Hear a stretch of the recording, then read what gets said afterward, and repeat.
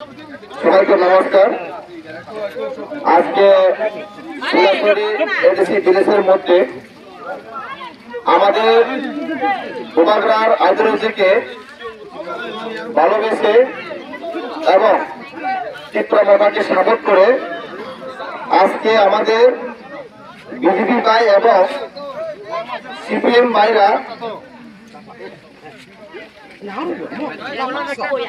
তেতালের voter, তেতালের ফ্যামিলির 105 voter সবাইকে welcome টুকরা মাথা, সবার জন্য স্বাগতম জানাই।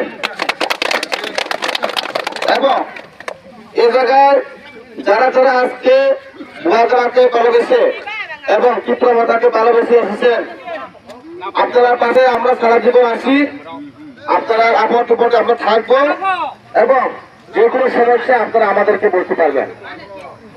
আজকে এটাই আমি সবাইকে প্রমাণ করতে চাই, এডিসি এরিয়ার মধ্যে এবং এই ত্রিপুরার মধ্যে সিপিএম এর আর কোনো জায়গা নাই এবং কংগ্রেসের আর কোনো জায়গা নাই। আজকে এই দুই তিনটা ভোট নষ্ট না করে আমরা সবাইকে জানাই, সিপিএম হোক, কংগ্রেস হোক, বিজেপি হোক, ত্রিপুরা মাথাতে আসার জন্য। আজকে আমার বড় ভাইয়ের নেতৃত্বে আজকে যে তেতালের ফ্যামিলি 105 ভোটার এসেছেন, তো আমি সবাইকে আজকে ধন্যবাদ জানাতে চাই। এবং এই ক্ষেত্রে আজকে আমার বড় ভাই যে সিপিএম এবং বিজেপি থেকে আগত, উনি সম্পর্কে কিছু আলোচনা করবেন আপনাদের সামনে। নমস্কার সবাইকে। আজকে আমি এই ত্রিপুরা মাথা দলে আমরা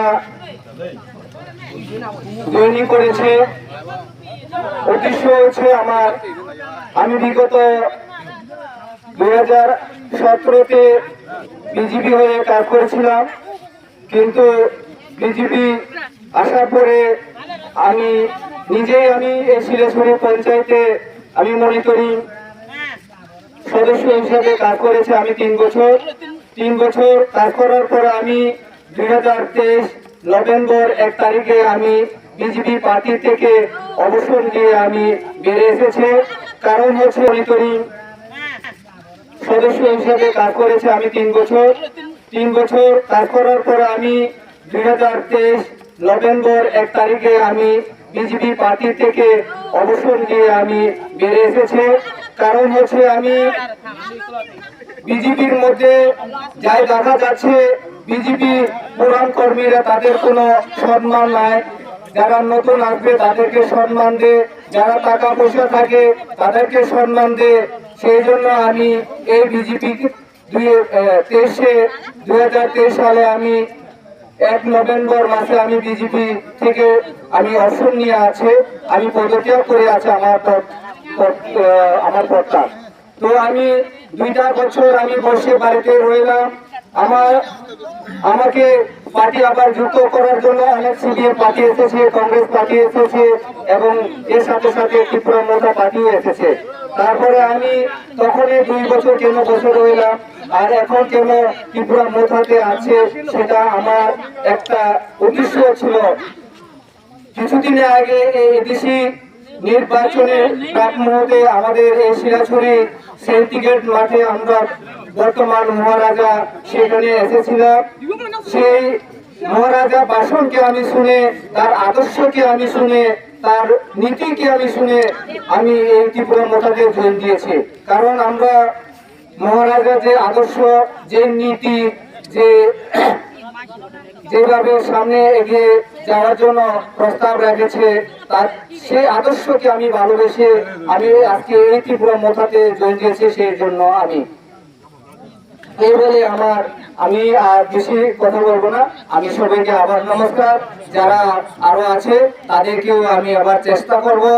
আর এই যে কঞ্জরি মগপাড়া একটা কথা বলেছে, আমি কঞ্জরি মগপাড়াতে আমরা 347 ভোটার আছে। 347 ভোটার মধ্যে আমরা বর্তমান 93 ভোটার নিয়ে আছি, আমি 43 পরিবার। 115 ভোটার। তারপরে আরো বাকি কিছু আছে, সেটাকে আমি আস্তে আস্তে করে চেষ্টা করব যাতে এই শিলাছড়ি ব্রিজের কঞ্জরি মগপাড়াতে যে বিজেপিকে একবার পুরো নির্মূল করার জন্য আমি আপ্রাণ চেষ্টা করব। কারো আমাকে আটকে রাখতে পারবে না, তারা কোনো বিজেপি আমাকে আটকে রাখতে পারবে না, এটা আমি চ্যালেঞ্জ করে তাদেরকে আজকে এইখানে চ্যালেঞ্জ করেছি আমি এই জৈনিক সভাতে। সেই কথা বলে আমি সবাইকে আবার নমস্কার করব। নমস্কার।